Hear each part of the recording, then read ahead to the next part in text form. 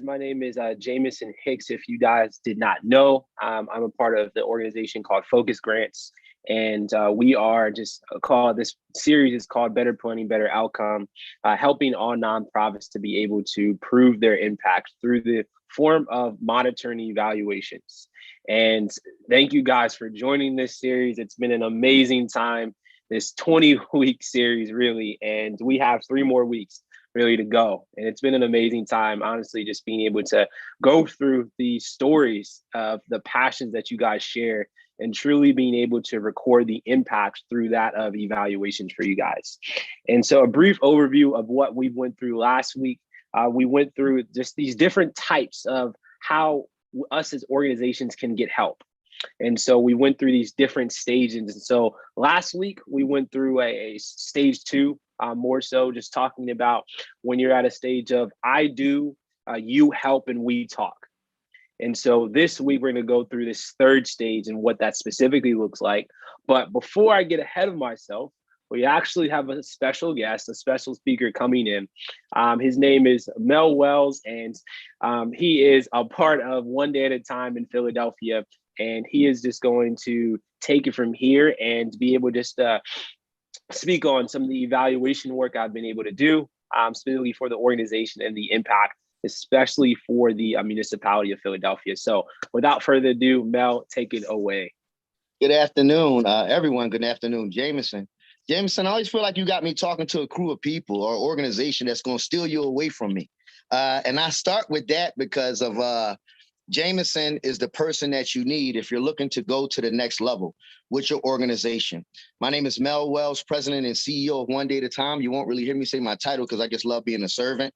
We service over 56,000 individuals a year. Because of COVID, this past season, we actually served 140,000. I never speak without mentioning my mom and dad, who you see behind me. I lost my mom from COVID. My father died about 7 years ago, right in my hands. And my job is to keep the legacy alive of my parents, believing in generational wealth, generation to carry on things and so forth. But to speak about Jameson, enough about One Day at a Time. To speak about him, he's just a man of integrity.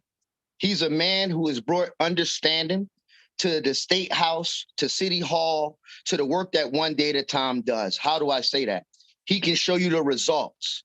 He also is able to come in and use tools and assessment tools to make staff members actually communicate better amongst each other. He is basically the guy that can take the data and turns the data into dollars. Since Jameson has actually came on, I have expanded my funding. Jameson, I know I took some of the information that Jameson provided, and we have already increased funding for about $500,000. What do I mean by that? Right now, he's using an assessment tool to assess the city of Philadelphia and One Day at a Time model of same-day pay. We pay men $100 a day to go out to work so they do not have to commit a crime, or those who may have been laid off due to COVID. And Jameson is the guy who actually helps it make sense. I have not got Jameson in front of City Council yet, but I plan on bringing him to actually do the presentations to City Council and also to the State House. And so without further ado, I relinquish my brother to you with just giving you some of the introductions, that some of the things that he does for us. And with having 27 different services, he helped leads and make sense of all those services. And I have to say this about Jameson. I don't know how. I told him just to do an assessment tool, but now he got staff members that look up to him and use him as a role model. So you have a great man in your life, a great organization, if you're looking to take the city of Philadelphia or your community to the next level. So without further ado, back to my man, Jameson. Thank you for your attention. I was really grateful to be here. Thank you. Thank you so much, Mel. You are just an amazing leader. I really do take after you. I know you consider me to be a role model, but honestly, I really do look up to you in a lot of ways. And I strive to be really just like you and imitate you in every single way. And so Mel has done so many things for the city of Philadelphia, and has come from the ground up, if you will, for lack of better terms. And so if you guys have any questions for him, I definitely want to open the floor for that, especially since we have some of his time. So if you all have any questions, please fire away. And then also I can take questions in the chat as well. How long have you been in business, Mel?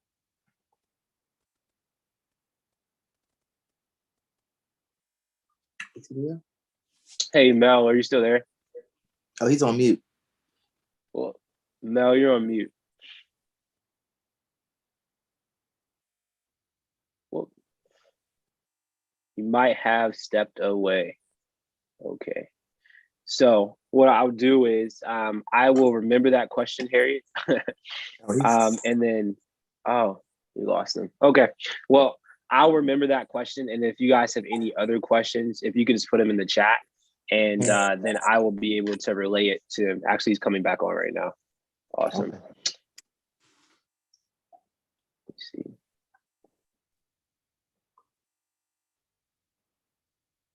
Hey, Mel, you're on mute. I'm back. I'm back now. I'm sorry about that. You know, technical difficulties. Everybody was Zoom, right? And I heard the question. I had pushed the button. I don't know why I pushed this button, and it sent me somewhere else. But we have been in a working the organization for about 38 years. Oh, wow. 38 years. My father was actually the one who came off of death row with only a high school, with an 8th grade education. The home that I sit in is the first recovery house that actually used to be a crack house that my grandmom actually ran. And since then, my father got his life together due to my mom. And we've been around for about 38 years now, and also located in London, India, Cambodia through our partnership with Hope Worldwide. Beautiful. Thank you.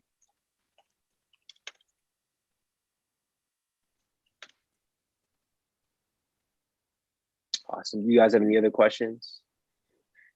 Roxanne said, is there a series of classes for those beginning their nonprofit? So yes, there is. And what I'll do is if you can put your email in the chat, then I will just reach out to you, but I also can put my email in the chat.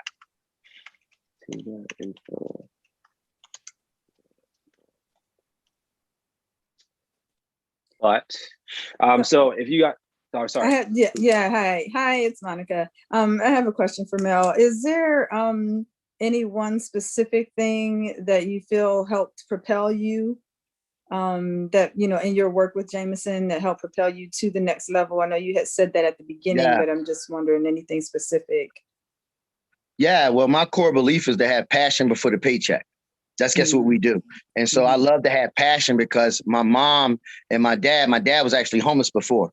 And so I love to make sure that all my staff members have passion first before I even hire them or even get them a paycheck. And so what Jameson was able to do is actually take our passion before the paycheck and turn it into actual dollars and actual funding. So the biggest thing I will always give anybody advice is that make sure when you start your nonprofit, or if you're running one already or whatever, make sure that it's passion involved on what you enjoy and you love doing. Cool. Thank you. Awesome. Yes, Mel was one of the first people that I was able to get the amount of funding that they were already getting for certain programs. And then when he was saying converting passion into dollars, being able to figure out this is the amount of stuff that we do with this amount of funding. So now when you get more funding, this is what we'll be able to actually reasonably be able to do, rather than predicting. We're saying, no, based off what we've done, we know that we can take care of your money and do it in this way. So that they have that level of trust and level of confidence. And so Mel and the organization of ODAT has developed a very high level of trust and confidence within the municipality there, more than I've actually seen amongst other organizations. And so, awesome. And no problem.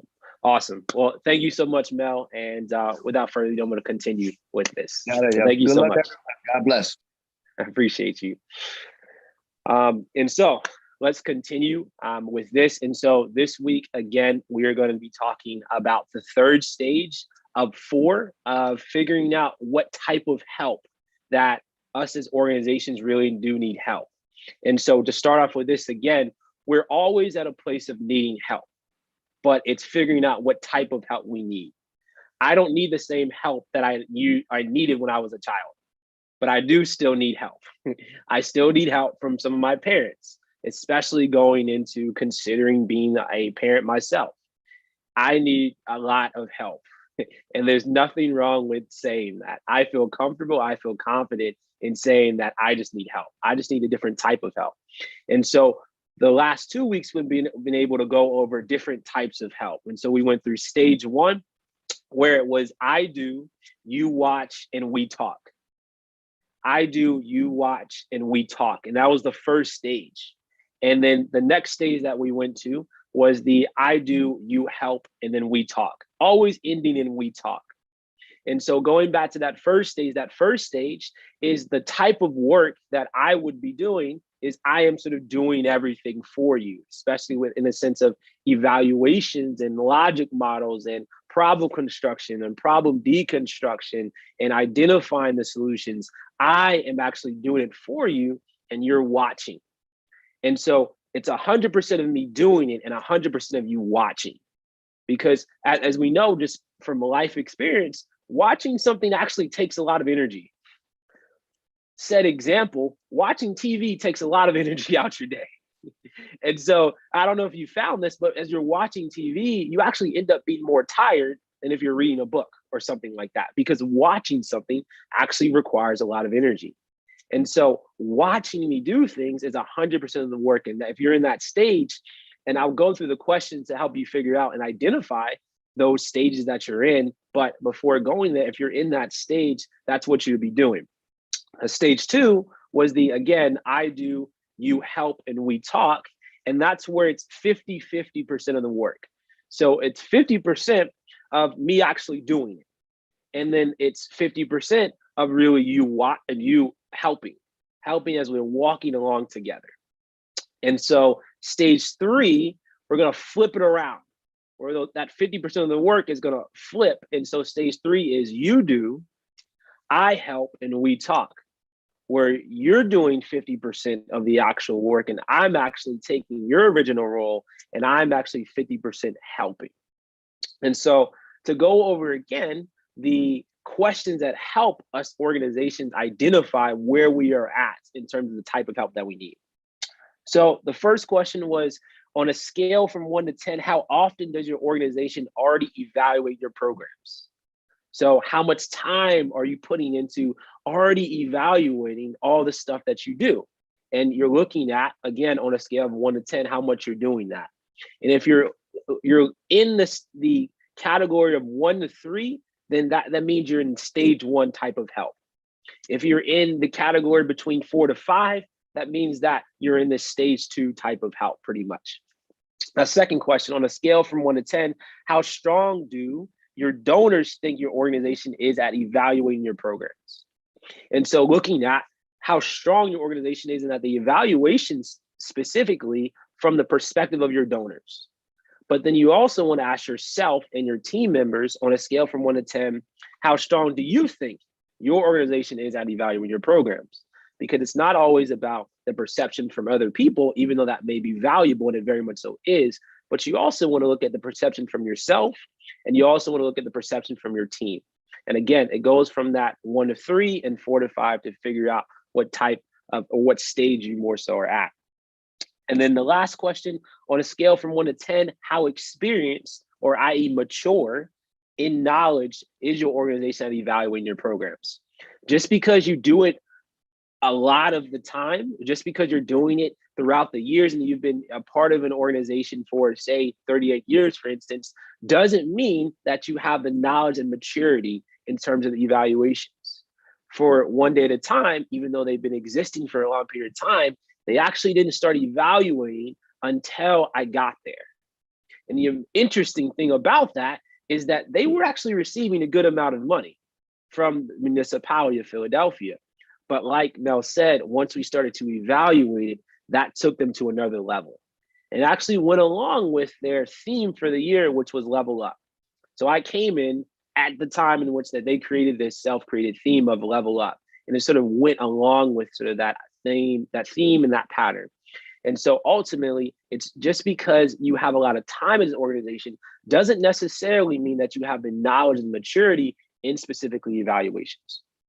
And so those are just the different questions that help you identify what stages that you are at. So again, stage 1 was I do, and you watch and we talk. And so again, that was if you scored between a 1 to 3, that's where you are. Stage 2 was I do, you help, and then we talk. And again, that if you score between a 4 to 5 in those questions, and you can put them together as an aggregate or a culmination, then you end up being probably at that stage, and that's the type of help that you need. But today we're going to talk about stage 3. And so stage 3, again, is where you do, I help, and we talk. But I specifically want to talk about practicals in that, because one thing for me to tell you the theoretical side of, okay, you do, I help, and we talk. Great, now leave, and it's okay. Yeah, that doesn't help at all, at least for me. And so let's go through practicals of what that looks like. And I'm going to give you an example. So going back to, for me, working with my father in carpentry and construction and doing fences and stuff like that. It was one thing for him to do it and me to help as he's nailing and screwing in different things as we're building this fence. But once he put that tool into my hands and I started doing it, that was a different feeling. It was a drastically different feeling going from the tool in his hand to the tool in my hand.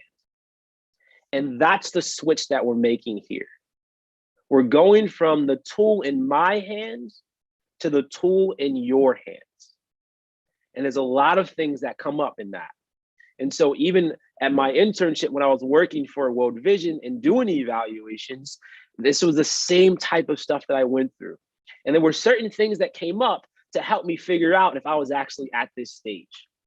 And so to backtrack a little bit, if you were in this stage 3, then you are probably at a 7 or 8, in terms of going the scores. But either way, looking at this stage, there were certain things that helped me know that, wow, I actually am in this specific stage. And so one was the discovery of new questions.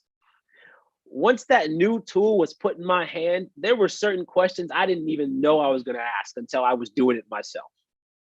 And so as you reach this stage and as you start doing it, you're going to start figuring out, wow, I didn't even think about asking that question. Well, the interesting thing is you're not going to think about asking that question until you start doing it yourself. And so that's a part of that stage where you're going to start discovering new implementation questions. And you're going to start discovering different practicality type of questions because you are actually implementing it, because you are actually doing it, you are putting it into practice. And so you are going to have this discovery of new questions that you didn't even know to even ask. But also in that stage, mind you, again, I'm helping. And so I am going to be asking you questions as you're going through and doing the work. And the reason I'm asking you questions is to make sure that you really know what you're doing and to make sure that I'm guiding you in the right direction. All of this is a part of a strategy and guidance, but I want to make sure I'm doing my part in helping. And the way that I best know how to help is by asking questions. Rather than making statements and saying, do it this way, do it this way, do it that way, I'm not going to do that. As I'm helping, I'm asking questions, learning the power of questions, asking specific questions of, well, why did you do it that way? Well, what about this way? Interesting. How do you know that that's going to lead to that? And so different questions like that to make you think about why did you do what you did?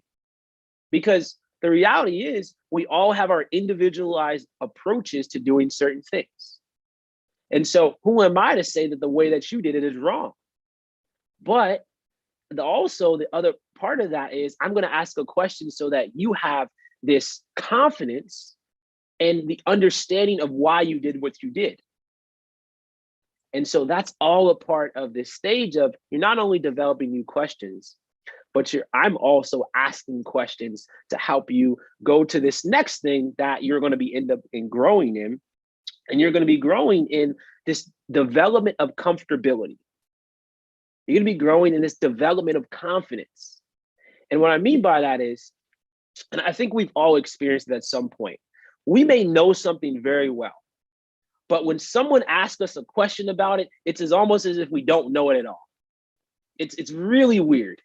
It's as if someone catches us off guard. And it's like, wait, what? I did know this, but now I can't answer it. Wait, what happened? And then they leave, and then you actually are able to answer it once they're gone, which is very interesting. It's very frustrating. It's happened to me countless times. But what that does, though, is that as you're being asked these questions, you're becoming confident in answering these questions. So you really know the reason that you do what you do and the way that you do what you do. And so you're developing a comfortability, you're developing a groove, for lack of better terms. You're developing a confidence, a sense of confidence in evaluating your programs, which is a huge part of this process and a huge part of this stage.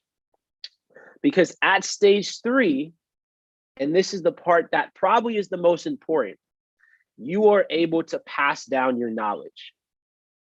At stage 3, you are able to pass down the very things that you are learning. And that's so important because it starts with questions. As you're able to answer questions, you're able to teach other people, and thus you're able to pass down that knowledge.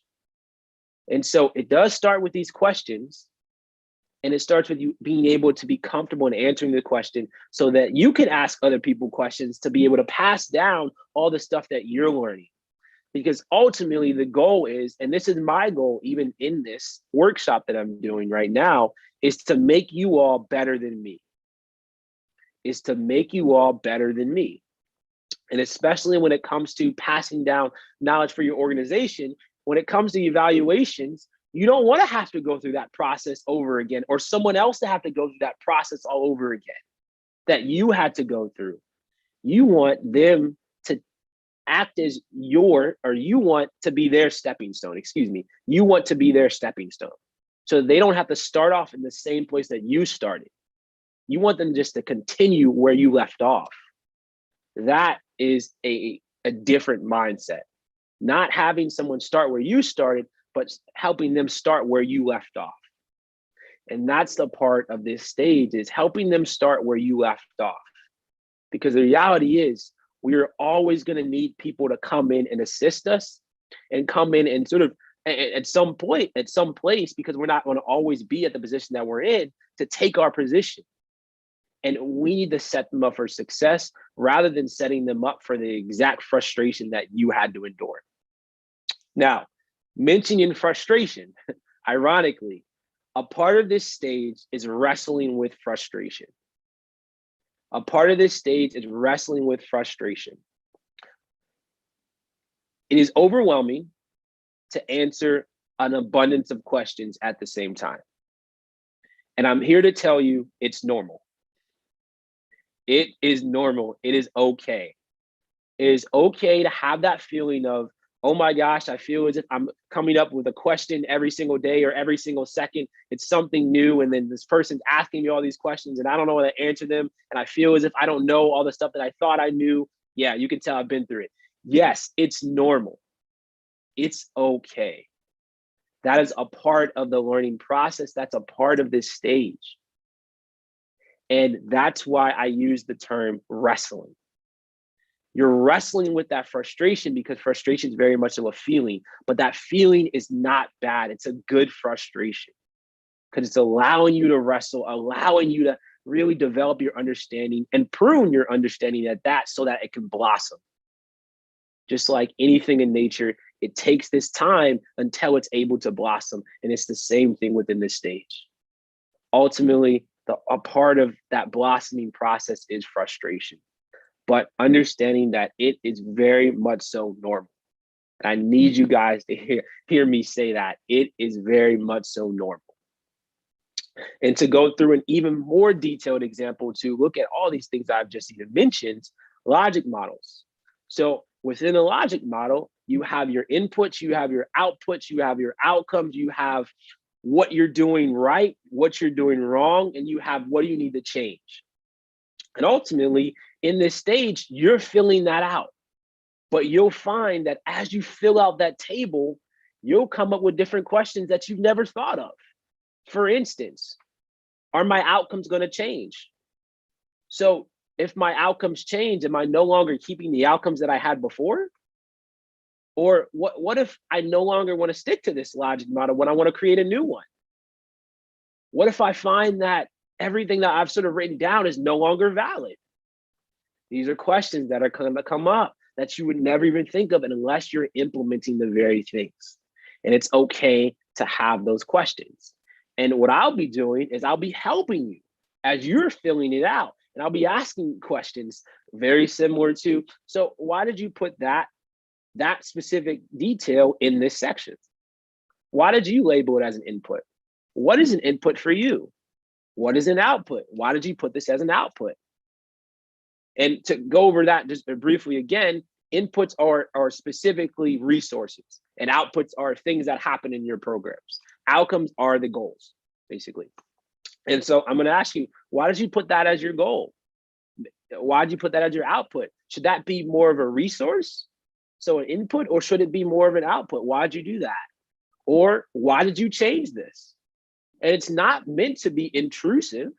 It's meant to help you develop a conviction on why you did what you did. Because ultimately, there may be nothing wrong with what you did. It's just simply a question to help you have confidence and grow in confidence as you answer and do what you do. And the other part is again, wrestling with the frustration that, oh my gosh, as I'm filling out this logic model, there's so many things that I keep changing. I don't know why there is no state of just being solidified or consistency. Well, that change is okay, because ultimately, as individuals change over, and we change every single day, thus your program is going to keep evolving and keep changing, and that's good. You want your program to keep changing, and so it's okay to just sit in that frustration. When I say sit in that frustration, I mean push through it, walk through it, rather than just stay there and just remain stagnant. And so when I sit in it, I mean walk through it. Don't walk around it, don't walk under it, walk through that very frustration. Because at the end of the line, one, it's normal, so normality, but at the end of that line is the next stage. And the next stage, amazingly, is you do, I watch, and we talk.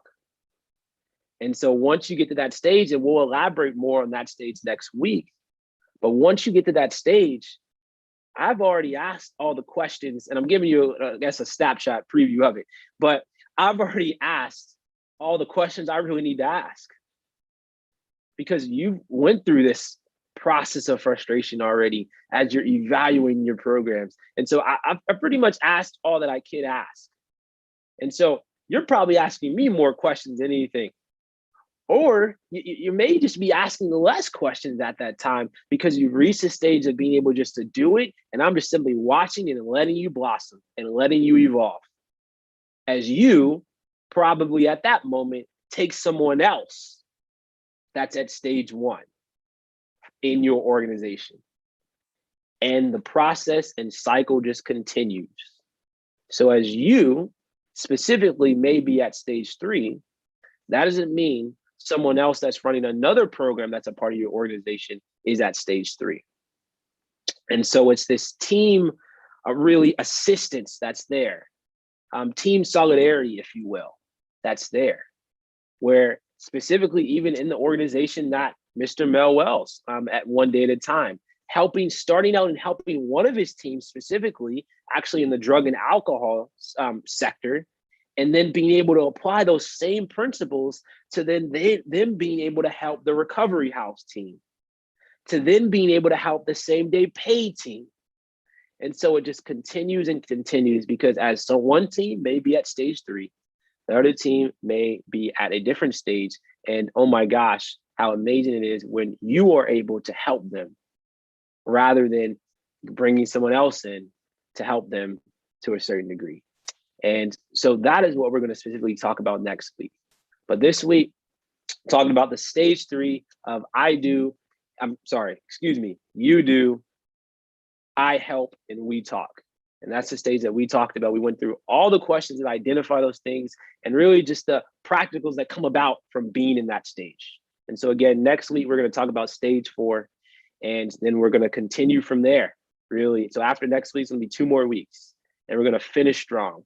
But I'm super grateful to have Mr. Mel Wells on, and I can, in the same way as I connected you guys last week to Miss Kim Evans, I can also connect you guys to Mr. Mel Wells, as he has a variety really of connections and a lot of knowledge really for a lot of things that I'm just stepping into his world. And so with that, I am now open to any questions that you guys might have. And I did save the chat additionally to email you guys as well. So, but if you guys have any questions, I'm open to them.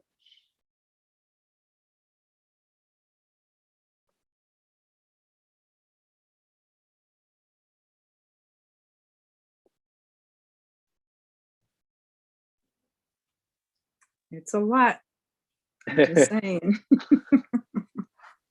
But no question from me this week. Just absorbing and taking all of this, trying to I don't see have how a- it applies. I'm sorry, Monica. No, go right ahead. I don't have a question. I just have a statement based on what you said, which made sense. And it's to keep in the forefront of our heads is you do, I help, we talk is basically we want to pass down the knowledge and don't have somebody repeat the struggle that we went through in the beginning. So you want Right. to pass the baton and I guess have some policies and procedures in place so that someone can just take off and run. So that makes good sense. Exactly. And I actually love the analogy of someone standing on your shoulders. Mm-hmm. So you reach the height Mm-hmm. to where they're now just standing on top of your shoulders so they can be taller and taller and taller. And Right. But it may not even be, say, someone in your family. It could be just someone who has that same passion as you for the cause. Exactly. Okay. Exactly. All right. Very much so. Awesome. Very good. No, amazing synopsis. Does anybody have any other questions?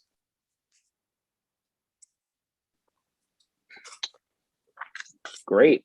Well, I will make sure to send this out because I did record it. So I'm pretty good at sending this out right away. So I'll send this out right after this. And I look forward to just finishing out strong.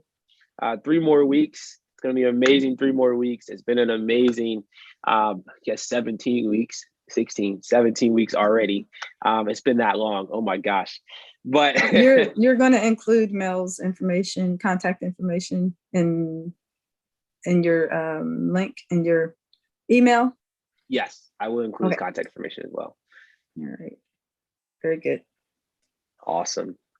Well, have a great afternoon, guys. Thank you. You too. Thank you. Enjoy your weekend, Ellen. Bye-bye. Thank you. Bye-bye.